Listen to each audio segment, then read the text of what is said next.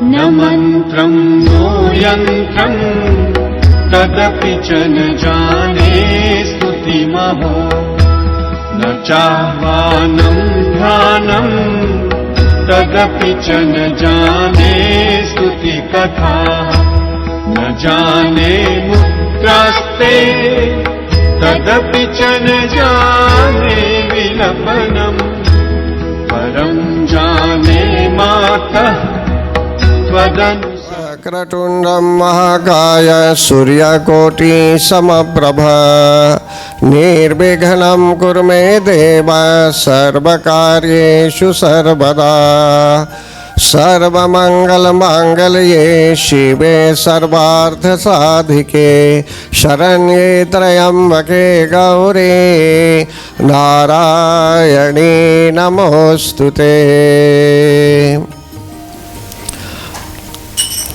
परम आदरणीय भक्तगण, भाग्यशाली लोगों को कथा श्रवण करने का अवसर प्राप्त होता है। कथा वार्ता अपने आप प्रत्येक मानव के लिए परम आवश्यक है। जैसे जो वृक्ष नदी के पास स्थित है, किसी नदी के पास अथवा किसी तालाब के पास यदि एक वृक्ष स्थित है और उसकी जड़ी यदि पानी की ओर जा रही है, तो कभी कभी लोग समझते होंगे कि उस वृक्ष को पानी की आवश्यकता नहीं होगी, कारण कि उसकी जड़ी पानी ही में है।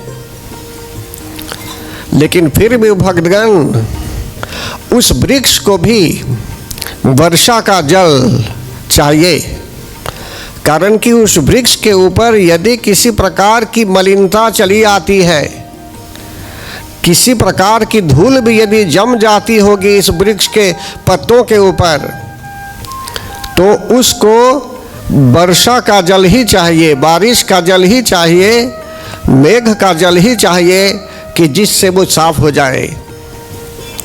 कारण कि जो पानी नदी में है, इसका प्रयोग किया जा सकता है फल पाने के लिए। उस पेड़ के अंदर वह पानी, जो पानी वहाँ है, उसका संचार होता है, पानी का संचार होता है, जल का संचार होता है, और हमें फल की प्राप्ति भी हो सकती है। परंतु उसके ऊपर जो मैल है, उसको साफ करने के लिए ऊपर से जल चाहिए। तो कथा वार्ता क्या है भक्तगण? चाहे हम कथा सुनते होंगे या पढ़ते भी होंगे, हमारे घर के आसपास में अगर लाइब्रेरी भी है, पुस्तकालय भी है, या तो हम पुस्तक पढ़ते हैं, लेकिन फिर भी जब कथा वार्ता के माध्यम से ज्ञान मिलता है हमें, तो समझ लीजिए हमारे मन के ऊपर या मन रूपी दर्पण पर यदि किसी प्रकार की मैल भी जम जाती है, किसी प्रकार की धूल भी जम जाती है अज्ञानता के कारण, इग्नोरेंस के कारण, तो वह दर्पण साफ हो जाता है। इसीलिए कथा वार्ता परम आवश्यक है भक्तगण। और यहाँ जो हम पहुँचे हैं श्री नवरात्र में, नवरात्र की जो तीसरी रात्रि है अभी, तो यहाँ हम जो अभी कल तक समझा चुके हैं, आगे लेकर मैं कथा को लेकर चलूँगा। यहाँ विशेष रूप से हम सभी लोग जब प्रार्थना करते हैं तो हम हरदम बोलते हैं कि रूपम देहि जयम देहि यशो देहि द्विषो जहि। और गला स्तोत्र में स्पष्ट रूप से कहा गया है, रूपम देहि जयम देहि यशो देहि द्विषो जहि। तो ये क्या है भक्तगण? अपने आप में एक प्रार्थना है जो प्रत्येक मानव को जान लेना चाहिए। इसमें हम जगत जननी जगदम्बा माता की बड़ाई भी करते हैं, अनेकों प्रकार के श्लोक भी पाए जाते हैं इसमें। शुरू ही में तो उसमें मार्कंडेय जी कहते हैं, जयंती मंगला काली भद्रकाली कपालिनी दुर्गा क्षमा शिवा धात्री स्वाहा स्वधा नमोस्तुते।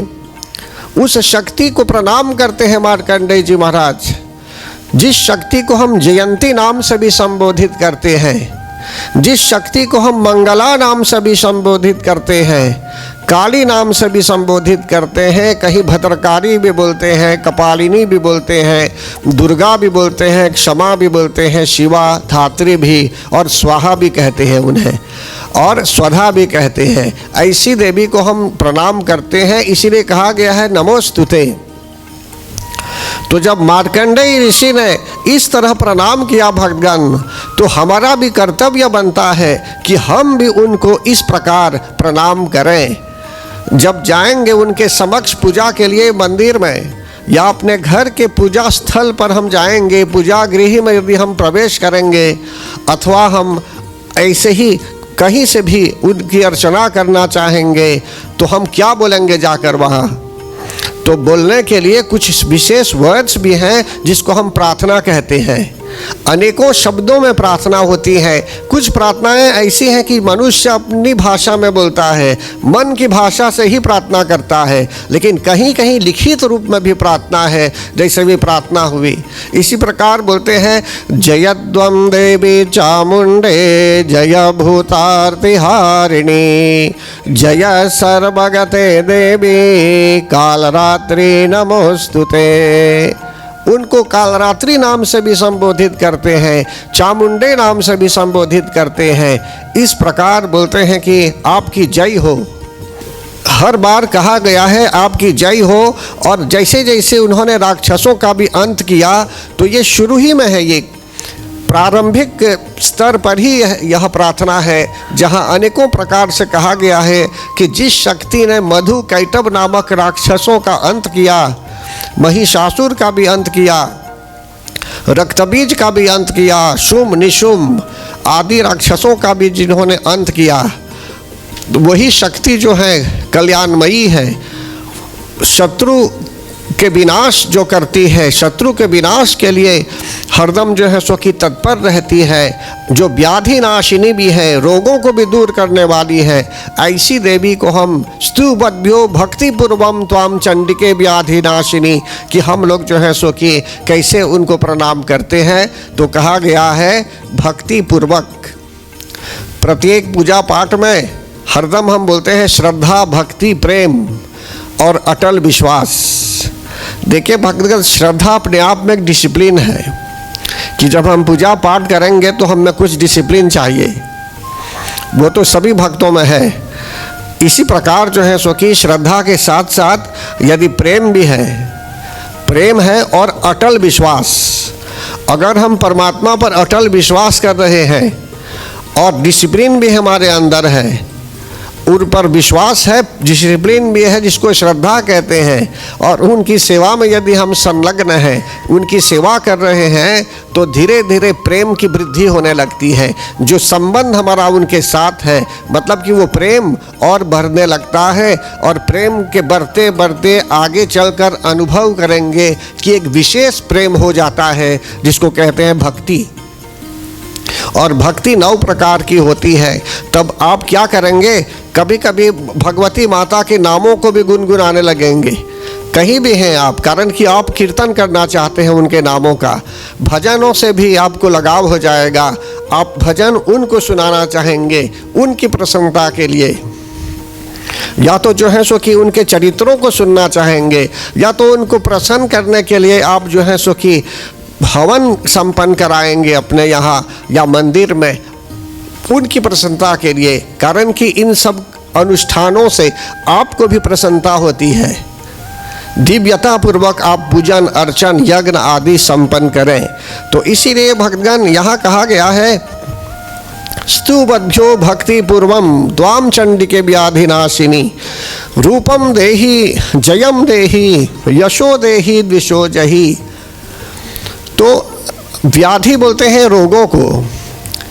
व्याधि एक तो है आपको किसी प्रकार से दर्द नहीं है, या तो खून नहीं बह रहा है, कुछ ऐसा नहीं दिखेगा आपको, बस आप मन ही मन में चिंता करेंगे, उसको एक प्रकार का रोग भी कहते हैं। और एक प्रकार का जो है फिजिकल इंजरी या फिजिकल पेन भी है। तो कहने का तात्पर्य यहाँ यह है भक्तगण, ये व्याधि नाशिनी है, जगत जननी जगदम्बा माता रोगों का निदान भी कराती है, और मनुष्य जो भक्त हो जाता है एकदम वो प्रसन्न रहता है जीवन में। लेकिन प्रार्थना हम बार बार सुनेंगे, यहाँ ऋषि प्रार्थना करते हैं, मार्कंडेय ऋषि बोलते हैं रूपम देही। तो कौन सा रूप कह रहे हैं यहाँ? रूपम देही, मुझे रूप दीजिए, हमें रूप दीजिए। तो क्या हम समझ रहे हैं रूप से भगवान? एक सीक्रेट बात है ये, इसमें हमें समझना चाहिए। यहाँ नहीं बताया जा रहा है आपको कि रूप दीजिए हमें, जैसे मनुष्य अपने आप को कभी सजाता है सुंदर दिखने के लिए, ऐसा रूप नहीं कहा गया है यहाँ रूप कहा जा रहा है। देखिए भगवान, जो हमारी आइडेंटिटी है, जो सही आइडेंटिटी है, जीवन में कभी मनुष्य कहीं चला जाता होगा और वहाँ अगर कोई उसको नहीं पहचान रहा है, अगर उसके यहाँ किसी ऐसे देश में चला गया जहाँ कोई उसको पहचान नहीं रहा है, अगर उसकी आइडेंटिटी या उसका पासपोर्ट वहाँ प्रस्तुत करेगा तो लोग पहचान लेंगे कि यह व्यक्ति किस देश से आया हुआ है, उसका क्या नाम है, उसका क्या पता भी है। लेकिन मनुष्य क्या करता है संसार में भक्तगण? 84 लाख योनियों में 84 लाख योनियों में भ्रमण करते करते प्राण जो है, शरीर के अंदर जो आत्मा है, अनेकों शरीर पाते हुए मनुष्य शरीर भी प्राप्त करता है, राइट। और जो आत्मा अमर है, एक ही बार उसको शरीर नहीं मिलता, अनेकों शरीर मिलते हैं जन्म चक्र के आधार पर, by the law of Karma. तो मनुष्य इस चक्कर में, ये जो पाकू है, यह जो रास्ता है, इसमें क्या होता है, कभी अपने घर को ही भूल जाता है। बोलिए प्रेम से जगत जननी जगदम्बा माता की जय। यहाँ जो हम कहते हैं रूपम देही जयम देही, तो क्या बता रहे हैं? किस रूप की पहचान हमें करनी है?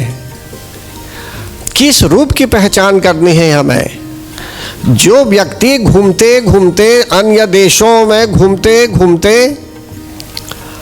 समझ लीजिए वो इतना दूर चला गया घूमते घूमते कि अपने घर ही को भूल गया, उसकी आइडेंटिटी पता नहीं कहाँ कहाँ है वो।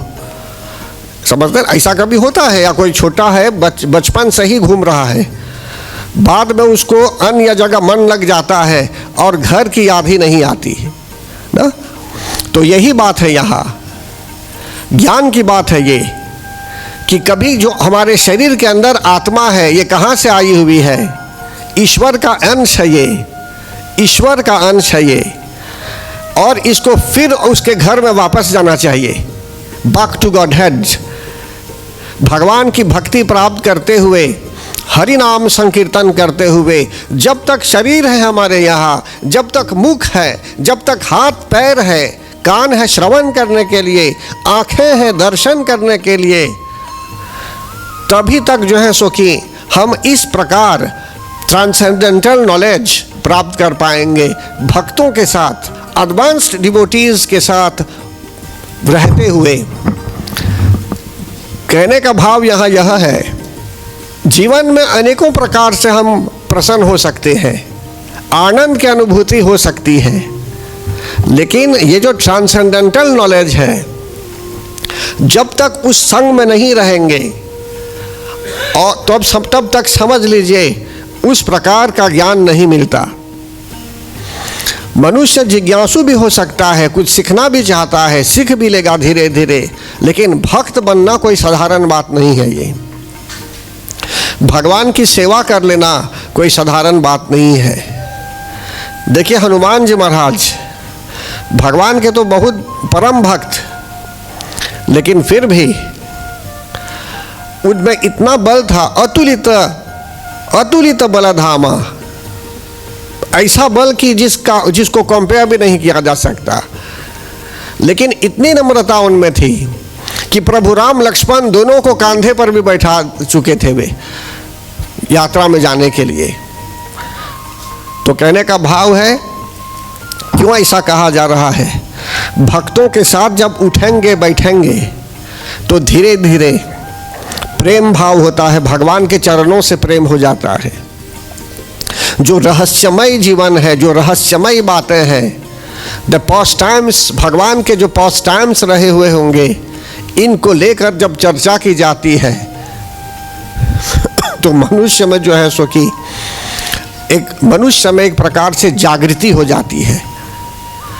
तब धीरे धीरे स्पिरिचुअल, आध्यात्मिक प्रगति की ओर मनुष्य बढ़ने लगता है और सांसारिक वस्तुओं से थोड़ा दूर हो जाता है।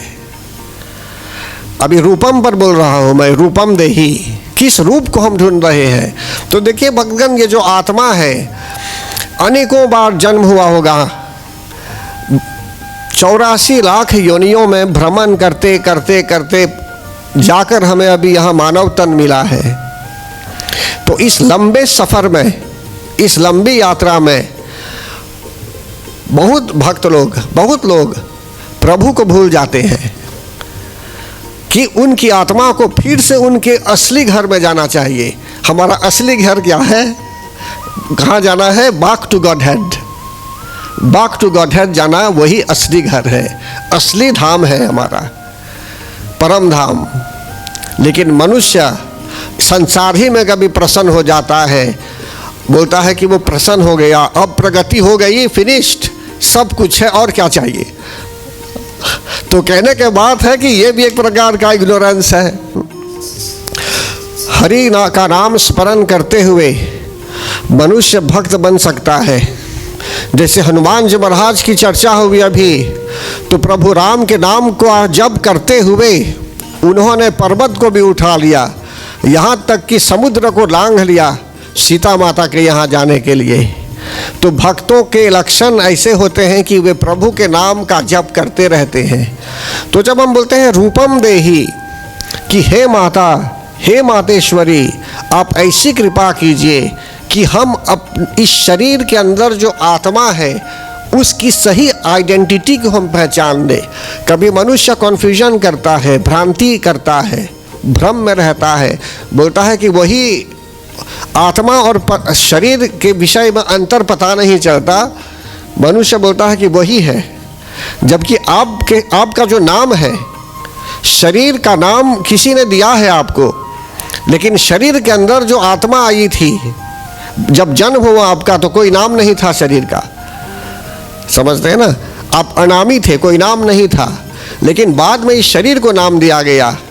कोई दूसरा नाम भी दे सकता है आपको, कोई तीसरा नाम भी दे सकता है, लेकिन वो जो आत्मा शरीर के अंदर है वो परमानेंट है, वो सनातन है भक्तगण। तो भगवती माता से हम प्रार्थना करते हैं कि हमें अपनी पहचान करने की क्षमता हमें हो, अपनी पहचान करने की क्षमता हमें हो, और हम भ्रांति पूर्वक विचार न करें, हम भ्रम में न रहें, कन्फ्यूजन में न रहें। उनसे निवेदन करते हैं कि उस कन्फ्यूजन को दूर कर दें, उस भ्रांत धारणा को भी दूर कर दें। इसीलिए कहा गया है रूपम देही, हमारा रूप क्या है, हमारी आइडेंटिटी क्या है, हे माता हमें हमारी आइडेंटिटी बताइए।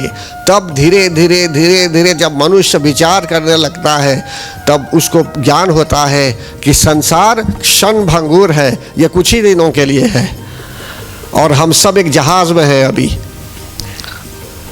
फिर आगे यहाँ बता रहे हैं कि हमें दूर और जाना है, हमें निज धर्म पर चलना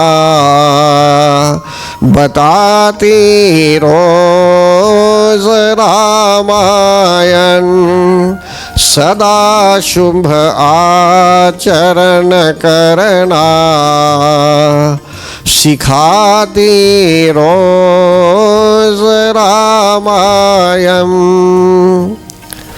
फिर उसमें कहते हैं कि जिनको संसार सागर को पार करना है, उसको रामायण भी सुख के किनारे, जो धर्म ग्रंथ है वो सुख के किनारे उस व्यक्ति को लाता है।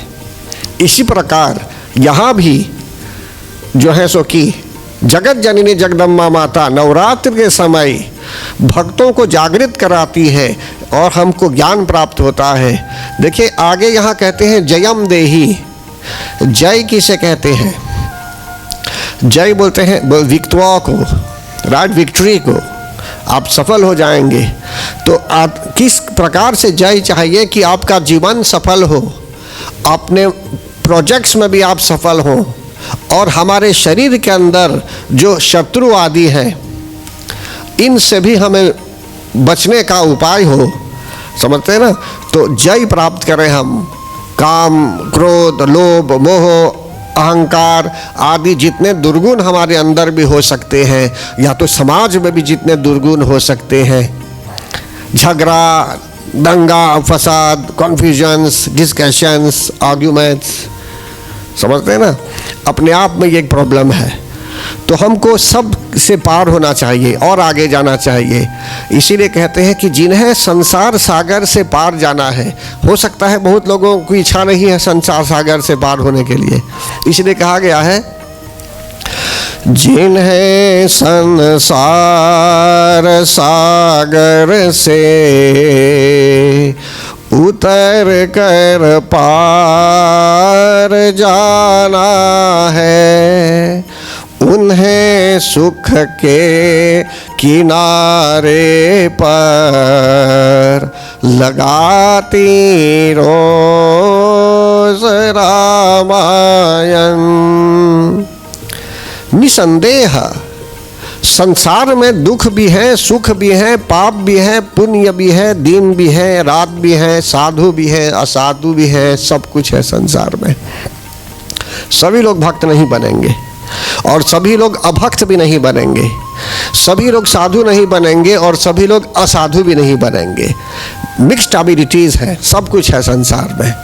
इसीलिए कहा गया जिन्हें संसार सागर से पार होना है, जिनको ऐसा ज्ञान मिल गया, तो जगत जननी जगदम्बा माता की कृपा से श्रवण करने वाले लोगों में ज्ञान उत्पन्न हो जाता है और वे चिंता करने लगते हैं, चिंतित हो जाते हैं, ललायित हो जाते हैं, उत्सुक हो जाते हैं और कुछ सीखने के लिए और कुछ जानने के लिए। जैसे आप विदेश गए हैं भक्तगण, आपको 1 महीने के बाद लौटना चाहिए वहाँ से, लेकिन आपको पता चला कोई एजेंसी है, आपको 2 दिनों में ही जाना चाहिए, तो कितनी हड़बड़ी के साथ आप पाक करेंगे सब कुछ। इसी प्रकार भक्तगण, हमको चाहे 1000 वर्षों तक भी जीना है, लेकिन ऐसी कोशिश करनी है कि समय हमारे आगे नहीं है। जो विद्यार्थी विद्या प्राप्त करना चाहता है, परीक्षा में जाना है, अगर बोल देंगे भी जनवरी है, अभी तो हम अक्टूबर में है, अभी सितंबर में नहीं, माना जाए जनवरी में है अभी, अगर बच्चे को बोल देंगे कि अभी परीक्षा नहीं है, अभी दिसंबर में परीक्षा एग्जामिनेशन होगा, तो हो सकता है कि जो सीरियस छात्र नहीं है वो ढील देगा, बोलेगा बाद में पढ़ेगा, अक्टूबर में पढ़ेगा वो थोड़ा, तब नवंबर दिसंबर में पढ़ाई समाप्त हो जाएगी। इसीलिए बार बार अध्यापक क्या करते हैं, कसौटी करते हैं, टेस्ट करते हैं बीच बीच में, कि जिससे वो छात्र सीखे, अपने आप को तैयार करे। इसी प्रकार भक्तगण यहाँ बताया जाता है कि जो भगवान के भक्त होते हैं, वो उनको ऐसा नहीं सोचना चाहिए कि हरदम रहेंगे और 1000 वर्षों तक, 100 वर्षों तक। सोचना चाहिए कि हर एक दिन जो हमारे यहाँ है आवश्यक है और हमको और कुछ करना है अभी जीवन में। प्रभु का नाम हमने नहीं लिया तो लेना चाहिए। और देखिए इसमें कहते हैं जयम देहि, कि हे मातेश्वरी हमें जय दीजिए। और अच्छे कामों के लिए यदि प्रसिद्ध करना है, प्रसिद्ध बनाना है, तो यश बोलते हैं उसको। जिसको फेमस बनना है वो फेमस बना देती है, जिसको फेमस बनाना है वो स्वयं बना देगी, लेकिन नोटोरियस नहीं बनना चाहिए। बुरे कामों के लिए मनुष्य को प्रसिद्ध नहीं होना चाहिए। इसलिए यहाँ कहते हैं रूपम देहि जयम देहि यशो देहि दिशो जहि। अब यहाँ दिशो जहि का अर्थ क्या है? द्विषो देहि, देहि नहीं बोलते हैं, द्विषो जहि। द्विषो मतलब कि जो हमारे शत्रु हैं, जैसे मैंने अभी कहा आपको, काम, क्रोध, लोभ, मोह, ममता, अहंकार, जो दबा रहे हैं हमें संसार में, इनसे थोड़ा दूर हमें अगर माता जी करा देगी तो और अच्छा होगा, कि जिससे वो जो बर्डन कपार के ऊपर है वो थोड़ा कम हो जाए। अब हम जैसे एक माना जाए लोरी है, उसमें अभी बर्डन है और उसको जाना है ऊपर, एक ऊंचा स्थल पर जाना है उसको, और कुछ लाद देंगे उसमें तो उसके लिए और थोड़ा डिफिकल्ट हो जाता है, वो जो ड्राइवर होता है उसके लिए थोड़ा कठिन हो जाता है।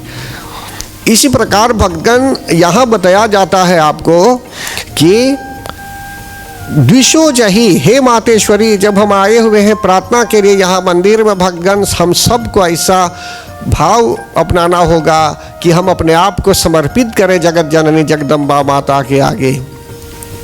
शरणागत दीनार्थ परित्राण परायणे सर्वस्यार्ति हरे देवी नारायणी नमोस्तुते। इसमें स्पष्ट रूप से ऋषि लोग भी बताते हैं कि शरणागत दीनार्थ, जो भी आपकी शरण में आता है दीन दुखी के रूप में, दीन दुखी मतलब शरणागत दीनार्थ, आर्थ बोलते हैं दुखी भक्त को, परित्राण परायणे, आप उनकी रक्षा करने वाली हैं, तो हे मातेश्वरी हम आपको प्रणाम करते हैं। सर्वस्यार्ति हरे देवी, उस व्यक्ति के समस्त हर तरह से जो है सो कि आप उस व्यक्ति को सुरक्षित करती हैं और उसकी समस्त बाधाओं को आप दूर करती हैं। तो इसलिए कहा गया द्विषोजहि, लेकिन इसमें बार बार आप जब देखेंगे तो कहा गया है चंडिके सततम ये त्वामर्चन्ति भक्तितः। भक्ति शब्द का प्रयोग किया गया है अनेकों जगहों में कि हे चंडिके, इस संसार में जो भक्ति पूर्वक आपकी पूजा करता है उसे रूप दीजिए, उसे जय दीजिए। समझते हैं ना? इसको अच्छी तरह जब पढ़ेंगे स्पष्ट है। इसमें मार्कंडेय ऋषि कहते हैं चंडिके सततम ये त्वामर्चन्ति भक्तितः, कि जो भक्ति पूर्वक आपकी अर्चना कर रहा है तो उसकी पर कृपा दृष्टि बनाए रखिए कि जिससे उसे रूप की प्राप्ति हो, जय की प्राप्ति हो, यश भी प्राप्त हो उसे, और उसके दुश्मन आदि शत्रु काम क्रोध आदि या किसी तरह से आप परिस्थिति में फंसे हुए हैं तो उससे भी आपका कल्याण हो। फिर कहते हैं देहि सौभाग्यम आरोग्यम देहि में परमं सुखम रूपम देहि जयम देहि यशो देहि दिशो जहि। मांगते हैं उनसे, बोलते हैं कि हे मातेश्वरी भाग्य उदय कराइए, रोग दूर कीजिए, आरोग्य दीजिए, आरोग्यता दीजिए। सुख चाहिए तो सुख भी मांग सकते हैं उनसे, और मेरे काम क्रोध आदि जितने शत्रु हैं इनको दूर कीजिए। तो यह प्रार्थना जो है, जो मानव इसको सीख लेता है और अपने आप कभी बैठे हुए प्रार्थना करता है तो बार बार बोलता है वो रूपम देहि जयम देहि यशो देहि दिशो जहि। और मेरे विचार अनुसार यह जो वाक्य है, यह जो प्रार्थना है बहुत सरल है, बहुत सहज है, सभी लोग बोल सकते हैं। रूपम देहि जयम देहि यशो देहि दिशो जहि। बोलते हैं कि विधेहि देवी कल्याणम। आप क्या समझ रहे हैं इससे? अभी विधेहि देवी कल्याणम विधेहि परमाम श्रियम, क्या समझे? लेकिन आंख मूंद मूंद कर बोलेंगे, समझते हैं ना? तो इसलिए कहा गया है ये कथा जरूरी है कि कथा के माध्यम से ज्ञान मिलता है। बोलते हैं विधेहि देवी कल्याणम, कि हे देवी आप मेरा कल्याण कीजिए, और विधेहि परमाम श्रियम, मुझे उत्तम संपत्ति प्रदान कराइए, रूप दीजिए, जय दीजिए, यश दीजिए आदि आदि। सुर शिरो रत्न निघृष्ट चरणे अंबिके रूपम देहि जयम देहि यशो देहि द्विषो जहि। विद्यावंतम यशस्वंतम लक्ष्मीवंतम जनम कुरु रूपम देहि जयम देहि यशो देहि दिशो जहि। उनसे प्रार्थना करते हैं कि मुझे विद्या दीजिए और यशस्वी बनाइए और विशेष रूप से आगे प्रार्थना करते हैं कि प्रचंड दैतर्पग्ने चंडिके प्रणताय मे रूपम देहि जयम देहि यशो देहि दिशो जहि।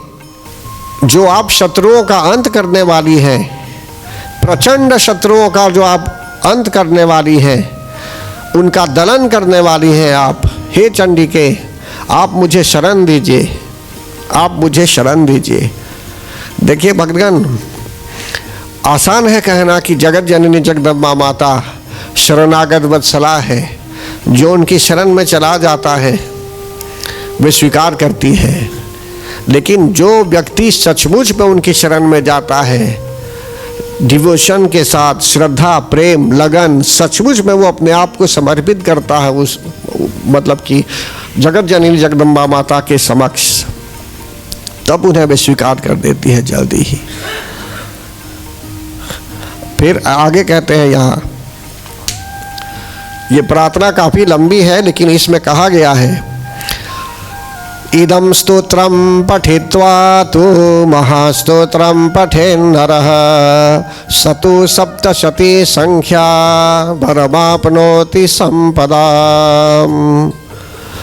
बोलते हैं अगर सप्तशती पाठ करना है आपको तो सप्तशती पाठ करने से पहले इस स्तोत्र का पाठ करना चाहिए। जैसे कवच का पाठ करते हैं, कल विशेष रूप से कवच पर ध्यान दिया गया, ध्यान केंद्रित किया गया, और आज जो प्रार्थना आप लोग करते रहते हैं हरदम छोटी छोटी पुस्तिका खरीद कर, मैं कहता हूँ कि अगर पुस्तिका खरीदनी है आपको तो ऐसी पुस्तिका खरीदिए जिसमें उसका अर्थ भी है, नीचे उसका मीनिंग भी है, चाहे इंग्लिश में चाहे हिंदी में, तब आप पढ़ पाएंगे। सिर्फ संस्कृत में अगर पढ़ना है आपको तो हो सकता है कि आप नहीं समझ पाएंगे शुरू में, लेकिन जो भाषा जिसमें है उसको समझ जाएंगे, तब बाद में जब पढ़ेंगे सिर्फ संस्कृत में तो आप इजीली समझ जाएंगे। अन्यथा रटते जाएंगे लेकिन कुछ नहीं समझेंगे। फिर आगे कहते हैं यहाँ, जो मनुष्य इस स्तोत्र का पाठ करता है और महास्तोत्र का भी पाठ करता है तो समझ लीजिए उसको भगवती माता का विशेष आशीर्वाद प्राप्त होता है, श्रेष्ठ फल भी प्राप्त होता है और प्रचुर संपत्ति की भी प्राप्ति होती है। आप चाहते भी हैं या नहीं भी चाहते हैं कि कुछ प्राप्त हो, लेकिन ऑटोमेटिकली जगत जननी जगदम्बा माता कृपा दृष्टि बनाती है भक्तों पर।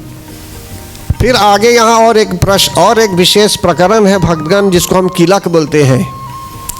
किलक क्या है अपने आप में, तो मार्कंडेय जी यहाँ बताते हैं कि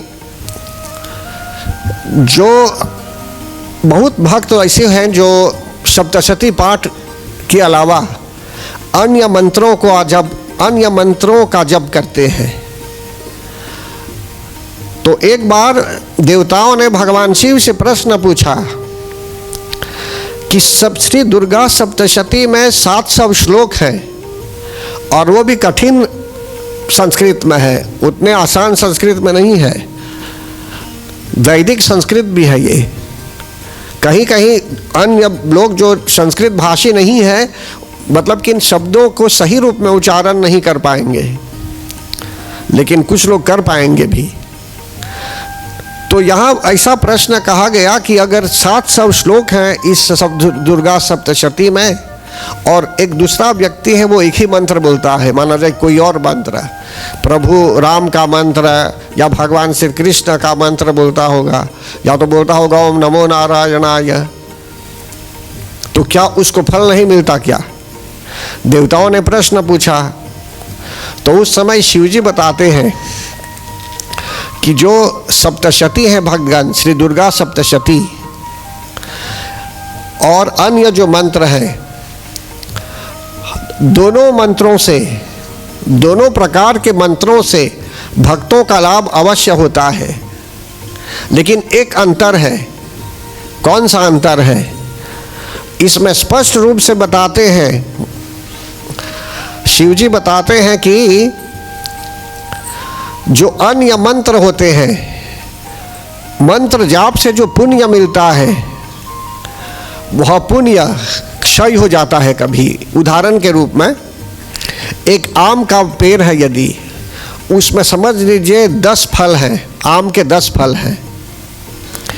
एक फल को आप तोड़े हैं, अभी आपने एक फल तोड़ा तो कितने बचेंगे? 9, और 9 तोड़ देंगे तो कुछ नहीं बचेगा।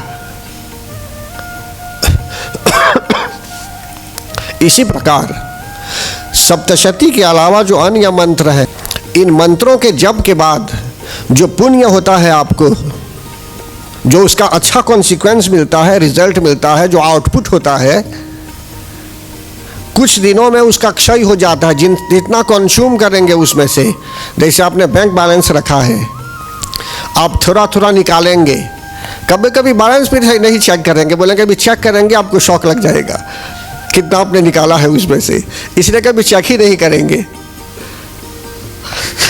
आप जानते हैं कि निकाल रहे हैं उसमें से, लेकिन कभी कभी आप देखना नहीं चाहेंगे बैलेंस को, ऐसा लगेगा कि आपने सब फिनिश कर दिया।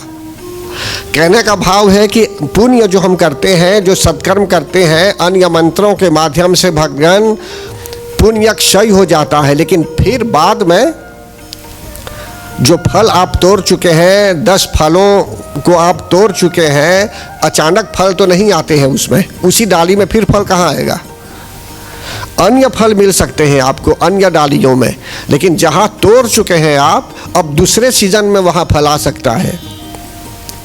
लेकिन श्री दुर्गा सप्तशती के मंत्रों में इतनी क्षमता है कि जैसे 10 फल यदि है, एक को तोड़ेंगे तो अपने आप एक फल हो जाता है वहाँ पर।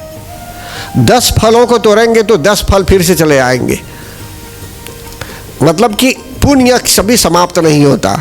श्री दुर्गा सप्तशती जो है हमारे लिए, आप हजारों बार भी पढ़ेंगे तो पुण्य आपका बढ़ता जाता है, बढ़ता जाता है, वो कभी क्षय नहीं होता, कभी जीरो नहीं होता है वो बैलेंस।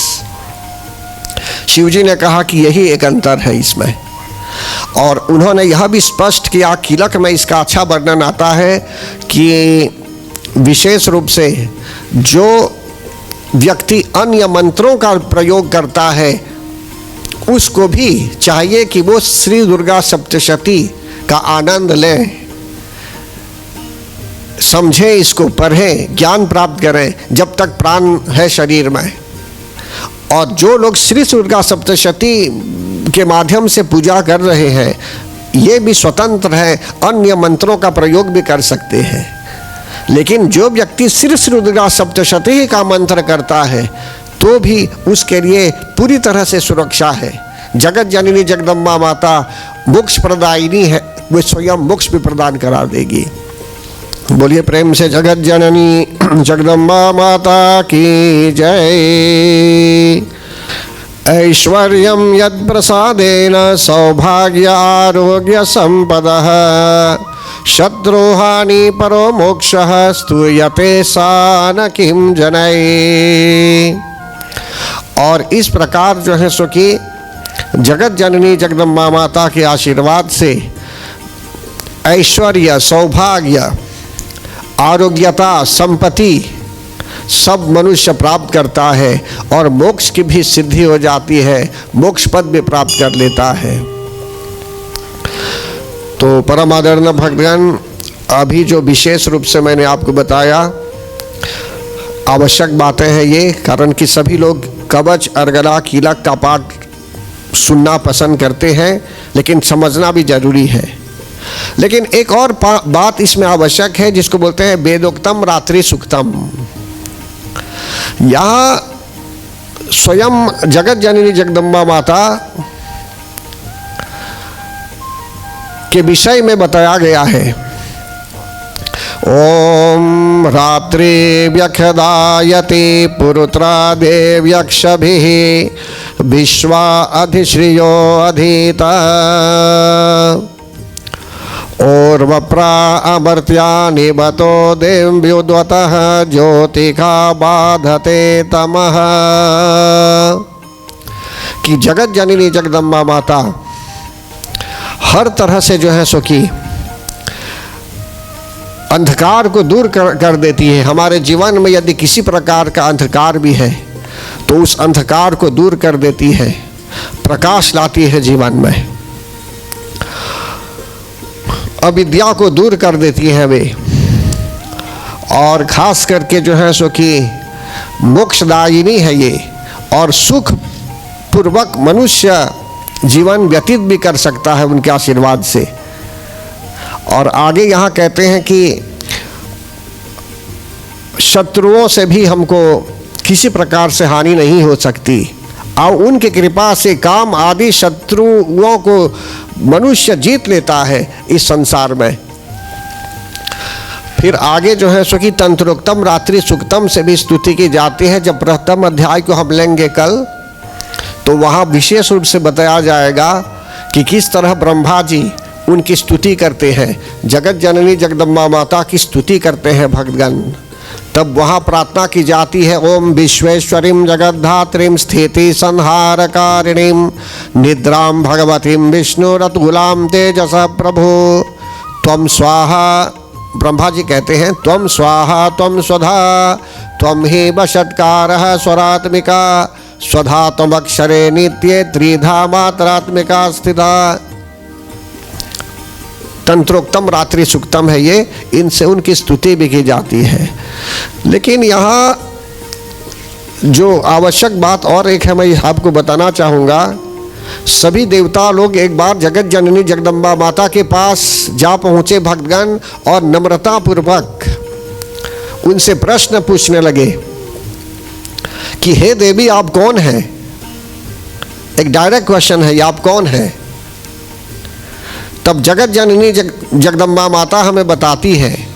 कुछ लोग बोलते हैं कि ये देवी है, ये नहीं जानते हैं इस विषय में, कारण कि वे देवी भागवत नहीं पढ़े हुए हैं, देवी भागवत से अनभिज्ञ हैं। अगर गणेश पुराण पढ़ेंगे आप तो उसमें गणेश जी महाराज की प्रधानता है।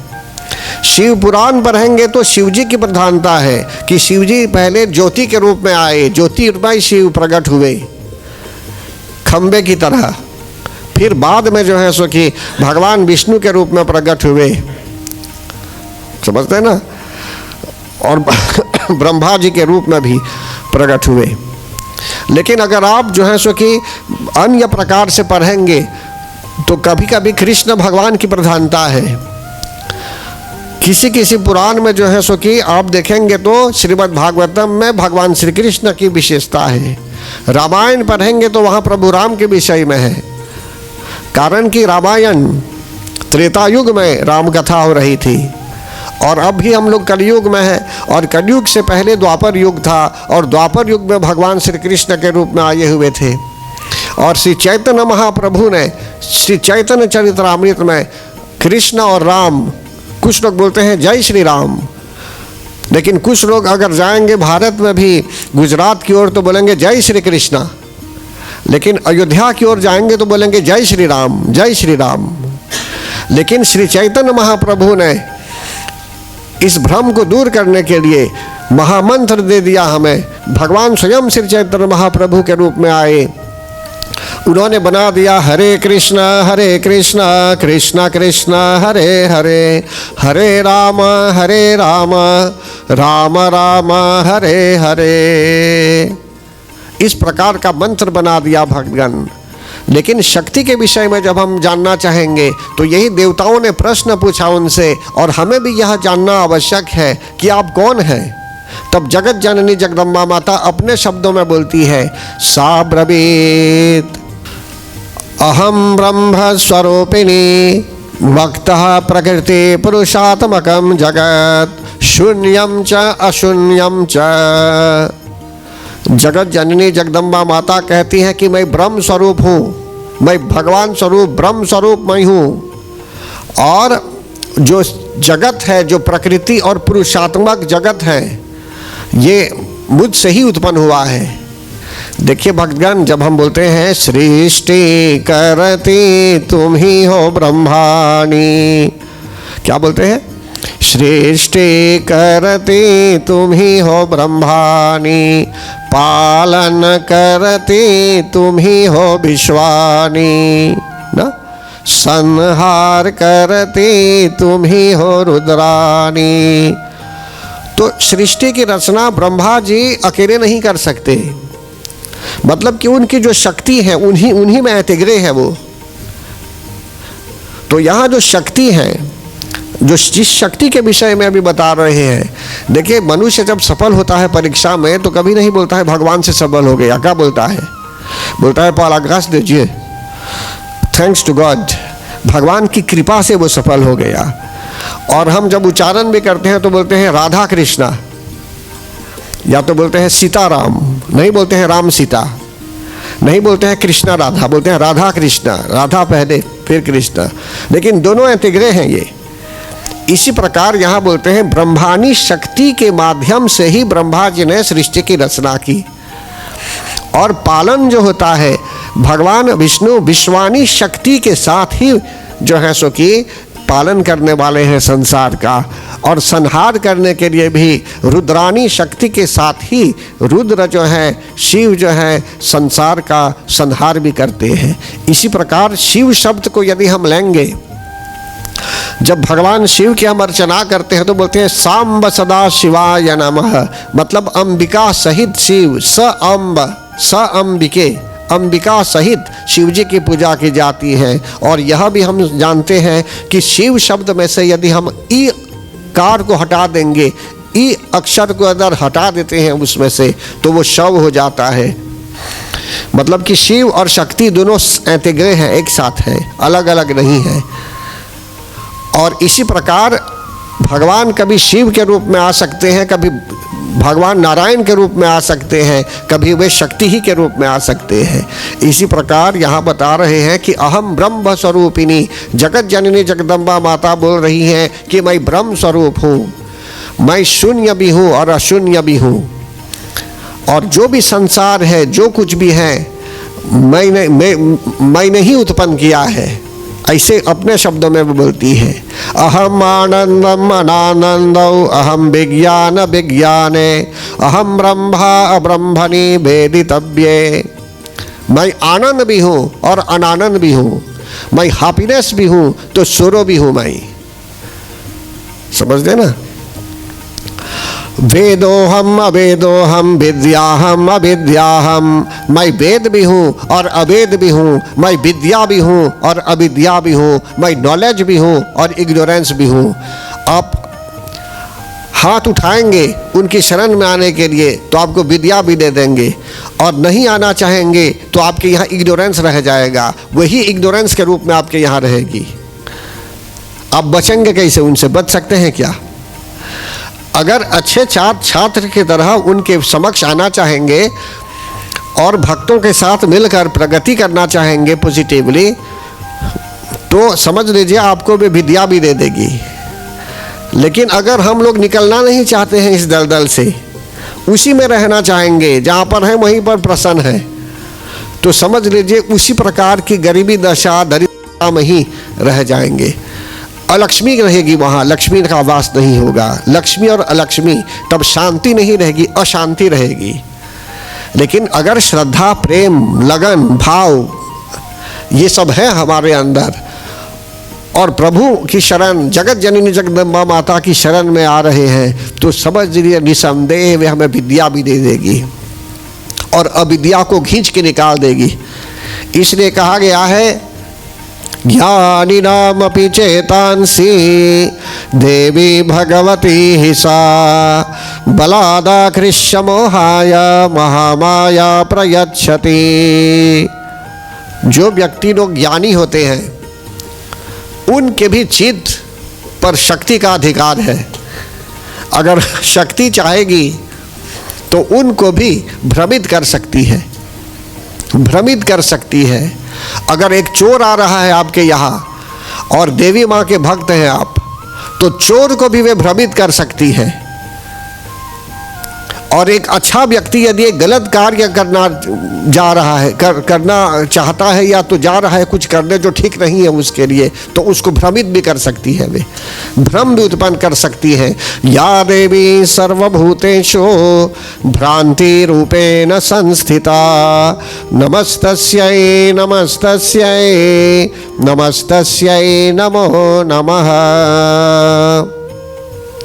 तो जगत जननी जगदम्बा माता अपने शब्दों में कहती हैं यहाँ भक्तगण, संस्कृत में भी बताती है कि वेदोहम अवेदोहम, मैं वेद भी हूँ और वेद नहीं भी हूँ, मैं विद्या हूँ और अविद्या भी हूँ, और मैं प्रकृति हूँ, नेचर, और उससे भिन्न भी हूँ।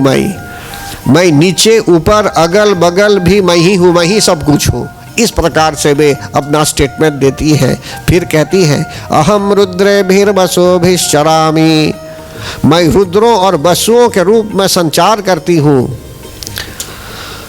मैं मित्र वरुण दोनों का, इंद्र एवं अग्नि का, और दोनों अश्वनी कुमारों का भरण पोषण भी करती हूँ। इस तरह से शक्ति कोई साधारण देवी नहीं है भगवान, ये जगत जननी जगदम्बा माता परम पिता परमेश्वर ही का एक स्वरूप है, ये शक्ति रूप में है। ये अहम दधामि द्रविणम हविष्मते सुप्राव्ये, कि मैं ही जो है सो कि हवन आज जो भी हम करते हैं, स्वधा जब उच्चारण करते हैं तो मैं ही उस हवि को देवताओं तक पहुंचाती हूँ। इस प्रकार जगत जननी जगदम्बा माता यह बता रही है। फिर देवता लोग बोलते हैं ते देवा अब्रुवन नमो देव्यै महादेव्यै शिवायै सततम नमः, नमः प्रकृत्यै भद्रायै नियताः प्रणतास्मताम्। तब देवता लोग बोलते हैं कि देवी को नमस्कार है। बोलते हैं कि बड़े बड़ों को अपने अपने कर्तव्यों में प्रवृत्त कराने वाली वे है, कल्याणकर्त्री है वे, कल्याण कराने वाली है वे। मतलब कि जो लोग सजन हैं, जो लोग कुछ सत्कर्म करना चाहते हैं, तो उनमें ऐसी शक्ति है कि मनुष्य को सही दिशा भी वे दिखा सकती है कि जिससे मनुष्यों का कल्याण भी हो। अगर आप माना जाए एक मोटर जो है उसका ब्रेकडाउन हो गया है कहीं, आप उसको निकाल नहीं पाएंगे वहाँ से, तो उसके लिए विशेष मशीन है, टोइंग मशीन, उसको लेकर जा सकते हैं जहाँ आप भेजाना चाहेंगे किसी मैकेनिक के यहाँ, तो वो मशीन ले जा सकता है। इसी प्रकार जो है सो कि अगर ब्रेकडाउन आ गया है हम में और हम चाहते हैं कि कल्याण हो, तो ये कल्याण कर्त्री है। ये हर तरह से जो है सो कि अगर एक बार हम सरेंडर हो जाते हैं उनके आगे, तो वही रिपेयर सब कर देगी। इस प्रकार यहाँ मैं नहीं बोलता हूँ, स्वयं यहाँ प्रार्थना में है जो अभी बताया गया एक साथ। फिर आगे यहाँ बोलते हैं कि महालक्ष्म्यै च विद्महे सर्वशक्त्यै च धीमहि तन्नो देवी प्रचोदयात्।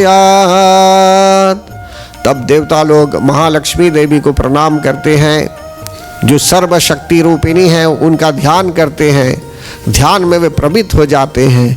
और बहुत से शब्द हैं जिन शब्दों का प्रयोग देवताओं ने किया, लेकिन हमारे लिए यह जानना आवश्यक है भक्तगण कि जगत जननी जगदम्बा माता हर तरह से कल्याण करने वाली है। और यहाँ फिर जो है सो कि बोलते हैं एषा आत्मशक्ति ही एषा विश्वमोहिनी, कि यह परमात्मा की शक्ति है ये, और विश्वमोहिनी है ये। जगत जननी जगदम्बा माता जो है पूरे विश्व को मोहित कर सकती है, मोहिनी है ये।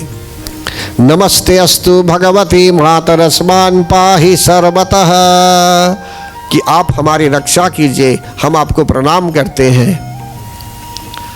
बोलते हैं कि पापापहारिणीं देवीं भुक्ति मुक्ति प्रदायिनीं अनंतां विजयां शुद्धां शरण्यां शिवदां शुभां, कि हर तरह से जो पाप कर्म हम कर भी चुके होंगे पहले, तो पाप कर्मों के फलों को वे नष्ट भी कर सकती है। महाभय को विनाश करने वाली है वे।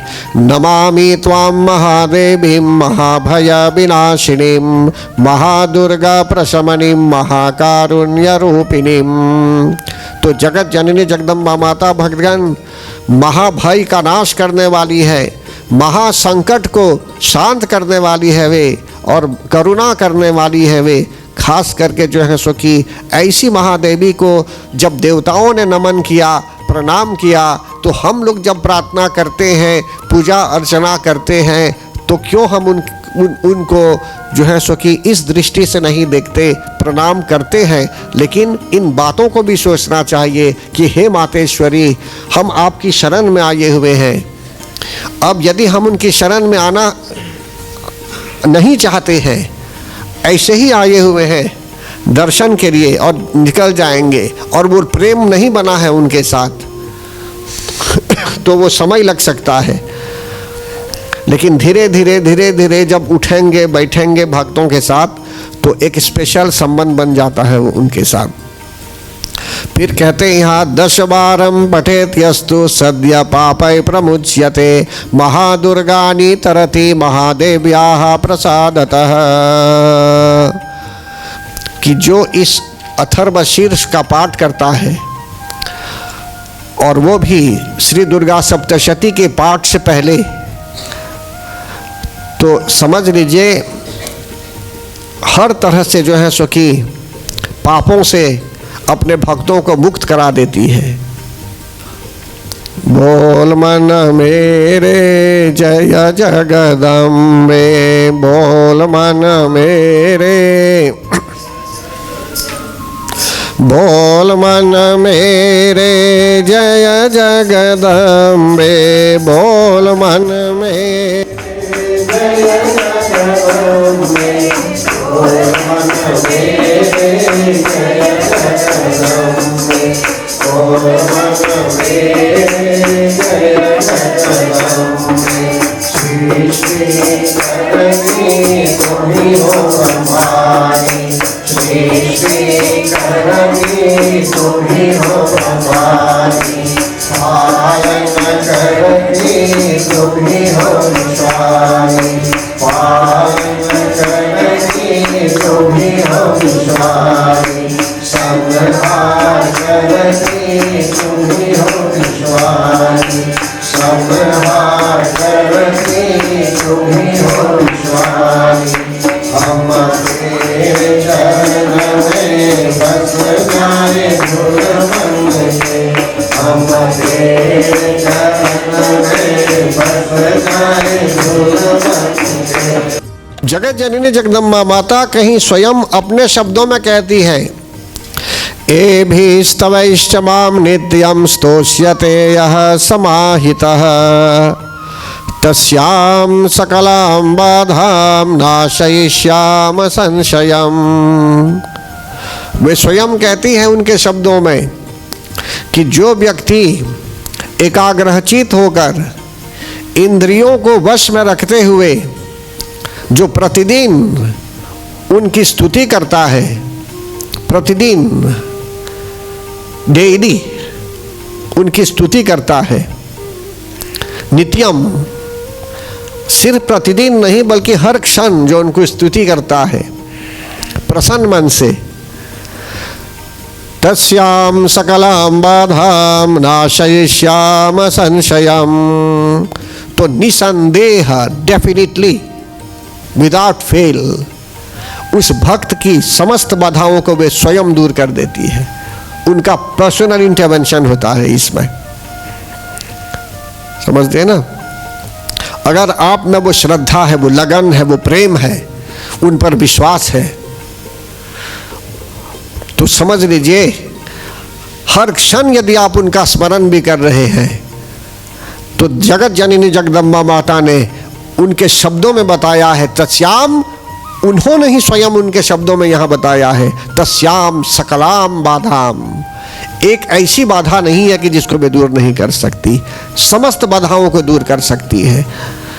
तो इसीलिए भक्तों को चाहिए कि जगत जननी जगदम्बा माता को साथ लेते हुए अपने विचारों में, अपने मन में, अपने कार्य क्षेत्र में उनको साथ लेते हुए कुछ करना चाहिए।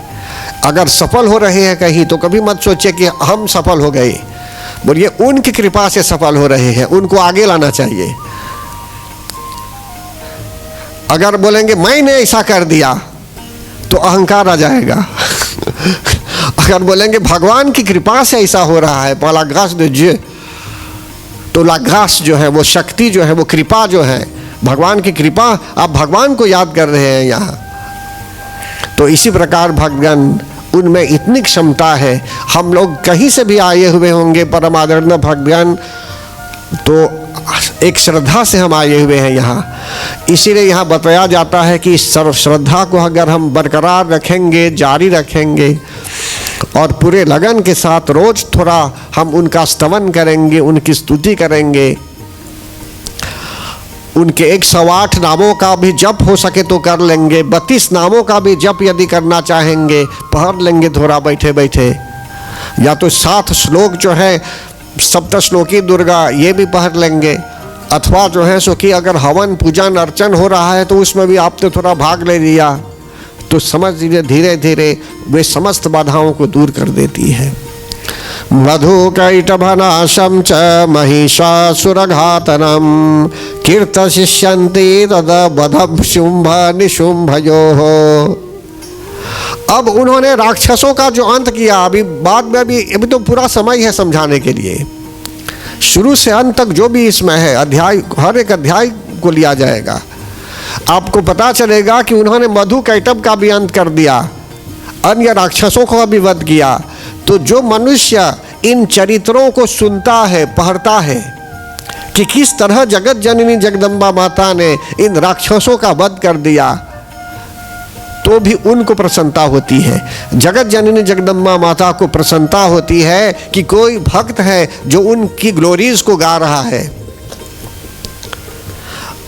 अब बोलेंगे बार बार उसमें यही बात है कि राक्षसों का वध हो गया, देवी ने ऐसा किया वैसा किया, कोई बात नहीं, उसी को फिर पढ़िए आप, कारण कि ये धर्म ग्रंथ है और उनको सुनाइए, उनको सुनाना चाहिए। अपने घर में है आप, अगर पुरोहित भी नहीं है पाठ सुनाने के लिए, आप स्वयं सुना रही है उनको, तो उनको सुनाइए, वही आपके सामने बैठ जाएगी सुनने के लिए, यजमान के रूप में वही रहेगी, वही सुनेगी पाठ और उन्हीं को सुनाना चाहिए। फिर आगे यहाँ बोलते हैं कीर्तयन् शीतवधं शुंभ निशुंभयोः। किस तरह देवी ने शुंभ निशुंभ नामक राक्षस का वध किया, इस प्रकार का प्रसंग जो मनुष्य करता है, सुनता है, पाठ करता है, वो भी अष्टम्यां च चतुर्दश्यां नवम्यां चैकचेतसः श्रोष्यन्ति चैव ये भक्त्या मम महात्म्यमुक्तमम्। अगर पढ़ नहीं पाएंगे तो किसी से पढ़ा लीजिए उसको, आप सुनिए बस, श्रवण यदि कर लेंगे आप। वो भी कहते हैं अष्टमी चतुर्दशी नवमी रोज तो पढ़ना है, लेकिन अष्टमी नवमी चतुर्दशी इन तिथियों में कुछ विशेष प्रार्थना भी कीजिए। श्रवण करना है तो बोलते हैं भक्त्या मम महात्म्यम उत्तमम, भक्ति से उनके महात्म्यों को श्रवण कीजिए। देखिए धीरे धीरे महात्म्य का लोप हो रहा है, ये धीरे धीरे धीरे धीरे महात्म्य का लोप हो रहा है। मतलब कि जो सुनना है नहीं सुनते हैं, जो कहा गया है इसमें, इससे वंचित हो जाते हैं। लेकिन यहाँ भगवान की कृपा से आप तक आ रहा है यह ज्ञान जो इसमें वर्णित है। तो जगत जननी जगदम्बा माता स्वयं बताती है कि जो व्यक्ति इस तरह से पाठ सुनता है या सुनाता है प्रसन्न मन से, तो पाप उस व्यक्ति को छूता नहीं है और पाप से जनित जितनी आपत्तियां भी हैं सब दूर हो जाती हैं। शत्रुतो न भयं तस्य दस्युतो वानराजतः न शस्त्रानलोतो योगात् कदाचित् संभविष्यति। और जगत जननी जगदम्बा माता के भक्तों में बहुत से पॉजिटिव क्वालिटीज़ चले आते हैं कि जिससे उनके मन में शांति होती है, भक्तगण उनको सुख की अनुभूति भी होती है, शांत स्वभाव वाले लोग हो जाते हैं कि जिससे उनको शत्रु से भी भय नहीं रहता, राजाओं से भी नहीं, अस्त्र शस्त्रों से भी नहीं। फिर कहते हैं यहाँ यत्रैतत् पठ्यते सम्यग् नित्यमायतने मम सदा न तद्मोक्ष्यामि सान्निध्यं तत्र मे स्थितम्। जिस मंदिर में या जिस घर में जगत जननी जगदम्बा माता की प्रतिदिन स्तुति की जाती है, वहाँ वे लक्ष्मी के रूप में वास करती है, और जिस घर में नहीं किया जाता तो अलक्ष्मी का भी वास हो सकता है। इसलिए हमारा कर्तव्य है कि हम जो है सो कि कुछ न कुछ अवश्य करें। तो यह प्रसंग जो है काफ़ी लंबा प्रसंग है ये, और अभी ज्ञानप्रद बातें बताई गई और समय का भी पाबंद है भक्तगण, लेकिन इसमें ज्ञान की वर्षा है। इसमें कहते हैं कि हम शांति लाना चाहते हैं अपने मन में, शांति लाना चाहते हैं अपने देश में, शांति लाना चाहते हैं संसार में, तो शांति कर्मणि सर्वत्र तथा दुस्वप्न प्रदर्शने ग्रह पीड़ाशु चोग्रासु महात्मम श्रेयान मम। यदि हम शांति लाना चाहते हैं तो हमको देवी माँ की शरण ही में आना है, पाठ को सुनना चाहिए और इससे हवन पूजन करवाना चाहिए कि जिससे शांति की वृद्धि हो।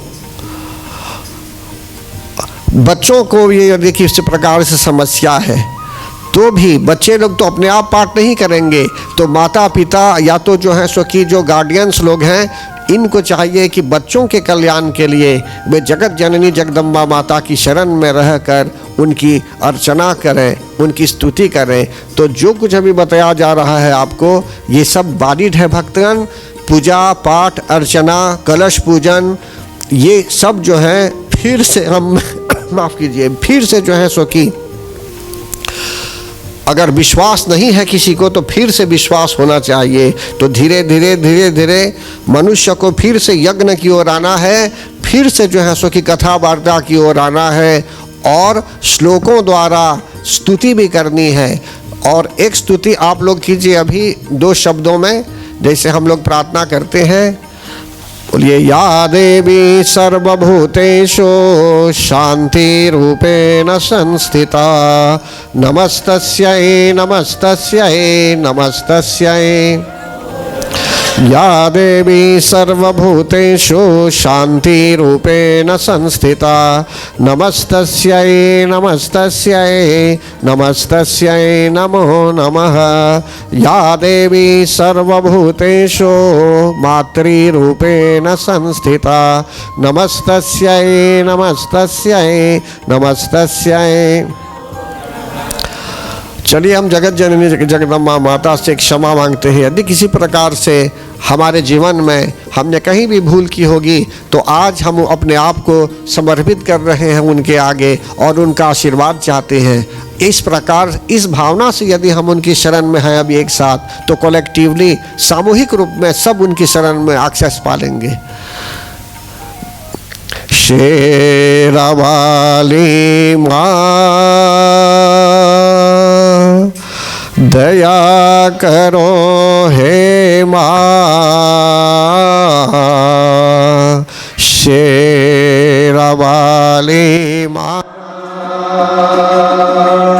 क्षमा करो हे माँ, अपराध हमारा क्षमा करो हे माँ, अपराध हमारा क्षमा करो हे माँ। आचरण में छुपा लो माँ,